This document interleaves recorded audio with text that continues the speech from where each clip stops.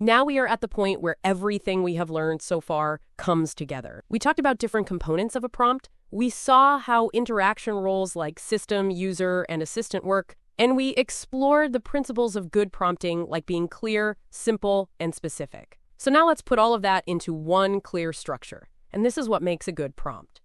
First, while writing a prompt, define who the model should be. This sets the tone and expertise. In the example prompt that we have on the right side of the slide, we start the prompt by telling our assistant that it should act like a marketing strategist. Now the model knows how to behave. Next, tell it how to sound. Match the tone to your audience. Should it sound professional, friendly, formal, or casual? In the instructions, we tell it to sound persuasive, professional yet approachable, with a hint of urgency.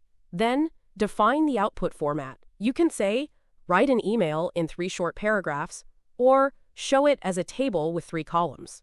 After that, give it background information. What is the product? Who is the audience? And what is the purpose?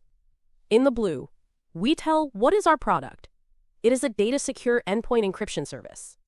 We tell it about our audience and the purpose of this prompt and the output. Then state the main goal in just one simple sentence.